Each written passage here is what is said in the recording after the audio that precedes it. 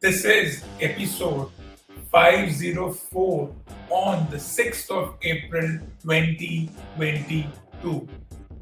Human beings love a good communication, whether it's through electronic devices or analog devices. As long as humanity exists, communication will continue to be a part of their existence. Without communication and without any kind of interaction, human beings are nothing less than wild animals. And this brings the question, which is a better communication device? Of course, nostalgia is also an important part of the human existence, human experience. And since our definition of technology is narrow, is myopic, that for us technology begins where the mobile phone, the computer, the internet of things start, and anything before that is a pleasurable technology. And ever since social media came into existence, the concept of internet of things came into existence, and mobile phones, which have been part of the human experience for the past 30 years, but often forget that. The question becomes, how does one go about managing electronic devices? And there comes the question of the ubiquitous landline. The landline is something which is now a nostalgic device, a device of the 70s, 80s, 90s, a device which one can use because it doesn't have the kind of screen presence which the mobile phone and the other electronic devices have, which means let's take a look at this article. First came the rhinestone encrusted rotary, then the cherry red lips, after that the cheese burger. Here comes the question. The landline has also gone through multiple changes. But then the question is always landline versus the mobile phone. And things have come to a heat that which is a more appropriate device. Landline is a fixed device. The mobile phone is, as the name suggests, a movable device. But then it's about mobile phones have become this kind of entity which have always led to that we need to stay away from it because we get addicted to this particular device. And then the irony is that people use applications on their mobile phones which tell us how much time is spent on mobile phones. It's ironical, it's paradoxical. But then that's the way things work. That's how humanity works. Once upon a time, the landline was looked at as a device which was disruptive, which meant that individuals were not conversing face to face. Now the same thing is with the mobile phone. Because of that, we are glued to that device. We are looking at things which may or may not be important, spending time on social media. And then the most important thing is we don't have to remember numbers because everything is programmed into the device. We don't even have to remember the number, our own phone number. Things come to a heat when we have to tell a phone number to someone, we simply attach and send it to them. That's how the landline versus the mobile effect has been. But that's how things are. As I said in my last episode, it becomes a question of going from VHS tapes to CDs, to DVDs, to digital cable networks, to watching it at the theater. Same thing is with the mobile phone. Mobile phone has also come a long way from the fixed ones to the mobile landline, that is the ones which are attached wireless ones. That's the beauty of this entire discussion. But which is a more reliable method of communication? Mobile landline doesn't give you too many options, or you can only dial. There are no ways to send a text message or use any of the multiple apps which plague the mobile device. And a very interesting line. But like record players and VHS tapes, landline phones are being embraced by nostalgic fans who say their non-scrollable and non-scrollable feature is an antidote to screen fatigue and over multitasking. But do we really need another device to be an antidote to too much of screen time? Well, we can reduce the screen time on our own mobile phone. We don't have to be glued to it 24 hours a day. But then that's the paradox. It means we are always looking at older technologies to offset newer technologies. It won't be long before the typewriter becomes a tool to offset the computer, because if you're only going to use the computer to type something, you'll always be distracted by things like going to the internet and looking for things which don't even mean anything to us. So that's the irony. Is landline a part of technology? Yes, it is. So is the typewriter, but our myopic view sees technology start from Internet of Things, mobile phones, and devices which are wireless. So the smaller the device, the easier it is to use. And then when it becomes too much, we go into this gimmick of being nostalgic. Let's start using old-fashioned technology. There'll be a time when we'll be tired of using digital cable network. We'll say, let's go back to VHS tapes. Let's go back to CDs and DVDs where we control, which means even though there are so many options in the video rental store, I'll buy one movie per week and I'll only watch it once. And then if I have the time as well as the budget, I'll buy a second movie. In the digital cable network, you have so many options that you can go on binge watching. But still, binge watching is an option, is something we do on our own. You cannot blame binge watching for all the problems in the world. You cannot blame more screen time for human problem. You can control it. If you cannot control something as simple as screen time, then it's the problem with that person.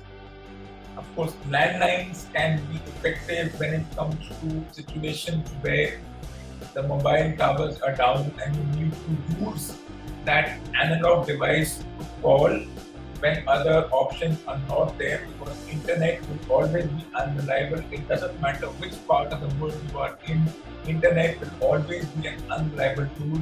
Mobile phone will always run out of battery no matter how big the phone is, no matter how advanced the technology is, because once we start using it, we spend so much time until the battery goes to zero.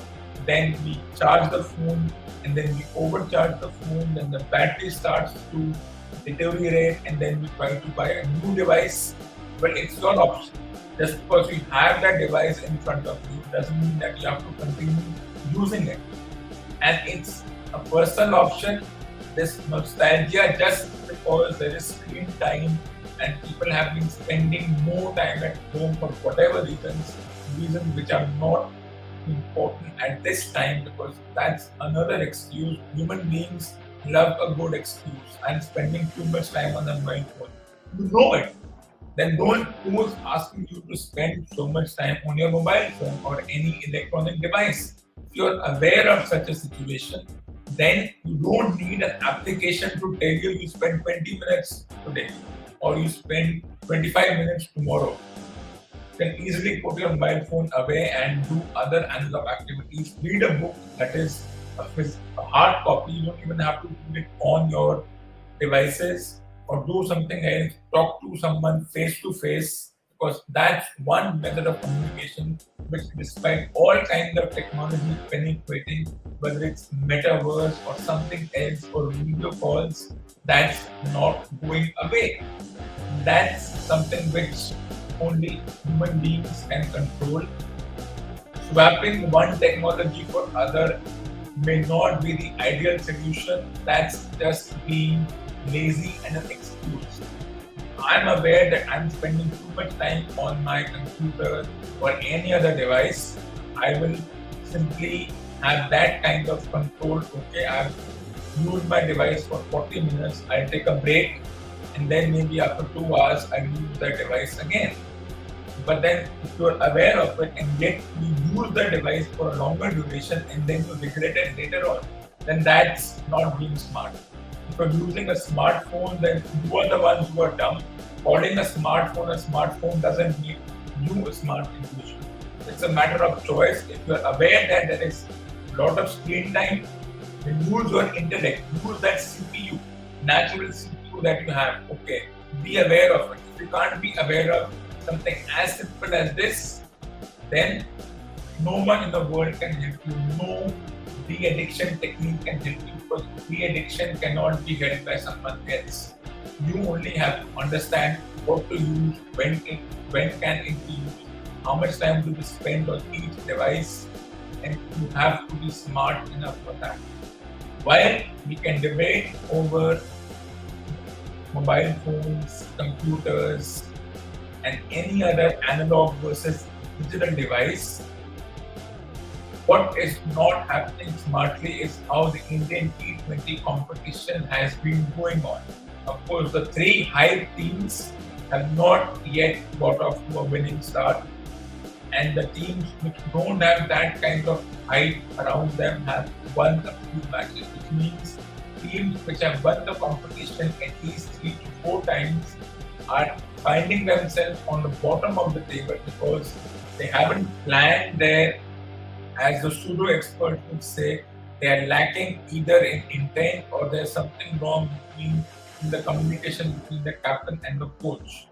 And of course, the whole drama around the change of captaincy of a certain team. Every team had a change of captaincy, but here the situation is different because the former captain is playing along with the current captain, and the pseudo experts have been pointing out that the former captain, despite giving the captaincy to the new guy, is still controlling things. But I don't see it as something of a problem. It's a domestic competition. It's not the end of the world. This competition is not going to affect results going forward.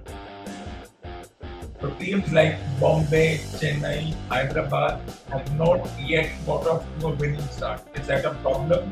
Well, that's a problem for the management of that team. But teams like Gujarat, Lucknow, Calcutta, Rajasthan, Bangalore, who haven't won the competition except Calcutta, are now looking more nuanced. They are better prepared because they know 14 years in the making, and this is the time they will want to prove themselves with a new management, a new captain, and teams like Rajasthan, who won the title 14 years ago, teams like Bangalore, who haven't won the title, and the reason of that was that effect was that there was a change of captain. Teams like Punjab have not won a title as yet. There's a change of captain. In fact, the original captain left to join a new team. The newer teams in Gujarat and Lucknow are trying to prove themselves. And that's the beauty. Even those teams which are new in terms of newly inducted teams, the players are not all new. The coaching staff is not all new. They have been with other teams and they have proven themselves. In such competitions, there is no loyalty. You will go where the paycheck is. You will go sniffing. Okay, the paycheck is more here. I'll go towards that team. So, is there a problem with the team who haven't yet won? Well, I don't think that's a problem. This is not a World Cup. This is just a domestic World Cup. And as I said in that previous episode, it's like summer internship. Enjoy yourself. You win, you lose. And there will always be comparisons between different players. Like this player has had too much of an effect on the team. This player now needs to go and rest in the locker room and not be a part of the playing 11. Well, that's targeting one player, but that's the beauty. We've always targeted a player who's been there for so long and doesn't look like going away that we start questioning, is he being greedy? Is he spending too much time on the field? Is he not allowing the new captain to make decisions? Well, that's between the captain and the former captain and the coach. Pseudo experts sitting from outside who have no pedigree, who have no standing, but because they sit in that armchair in the AC room, they can say whatever they want to. They say that this is not good. As I said, this is not an international match. Yes, if you are a captain, please, captains, of course, that's the thing. But there is too much of focus on mundane things like captaincy and leadership styles and coaching staff than on the game itself. Sometimes luck doesn't go your way and you lose. The newer teams have nothing to lose, so they have everything to show. The older teams, especially ones who have won 4 and 5 titles respectively, they have everything to prove themselves. And because they have been there for so long, they have been following a certain template. The newer teams are yet to set a template. It may take a year or two to set a template. The older teams with captains who have been doing their job for the past 10 to 12 years, they have set a template. The coaching staff has been the same for the past 10 years or more. The pattern of the team, how the team goes about proving itself on the field has been the same. And after a while, it does become a little boring. But that's the way things are. That's the way teams like Manchester City, Manchester United, Arsenal, and many other teams who have been there for the past 50, 60 years have been following a template. The same is with tournaments like NBA, NFL, MLB. They all follow a template. Well, will a relatively newer team win the competition this year, or will one of the teams who haven't won the competition between Rajasthan and Bangalore and Punjab? Rajasthan has won one, but it's been almost 15 years. So, but Rajasthan, Calcutta, Chennai, and Bombay and Hyderabad have won at least the competition once. Teams like Bangalore, Punjab, Delhi want to prove themselves that they have a new attitude, they have a better planning as far as beating the older team is concerned, and they can win. It's 9 hours. Well, it's difficult to predict whether they can win because I will not say it's early in the tournament and teams which have lost 2 or 3 games are under pressure. Of course, when you have limited number of games, that is 14, you will always be under pressure. You will always be under the spotlight. The camera will always be on the coaching staff and their expressions. If the team wins, they will sport a smile. If the team loses, they will have a frown, and the camera persons are smart that if the team loses, the focus of the camera immediately shifts to the coaching staff, because that's where the brain of the team is. That's where they sit on their armchairs and write in their diary what needs to be done to improve. And then when teams like Bombay and Chennai say that we are not worried even after losing 3 matches, there is a breaking point. The pseudo experts say, how long will they not be worried? Why haven't they got the team combination right? The pseudo experts always question this because they feel they have a right to question this. As far as this tournament goes, I can't predict which team will win. 10 teams, I will give them all a 10% chance. Whoever wins, good for it. If a new team wins, that is one of the older teams wins for the first time between Rajasthan, between Delhi and Punjab, as well as Bangalore. If they win, good for them. Their 14-year effort pays off. Their change in personnel pays off. If a team like Rajasthan wins this second competition, it will be great. 14 years in the making. If one of the newer teams in Lucknow and Gujarat do it. They say, wow, what planning to win the first competition in the first year. Or if teams like Hyderabad, Chennai, or Bombay win, if we look at that, the template they follow is perfect. Even when they lost the matches, they do not lose hope. It's difficult to predict. Whichever team wins, they'll be happy. 9 teams will go home sad. 4 teams go into semi-finals, 2 teams go into the finals, and eventually one team will be the one which will be jumping with joy, and 9 teams will regret, will say, where did their planning go wrong? This ends episode number 504 on the 6th of April 2022. Stay tuned for the next episode.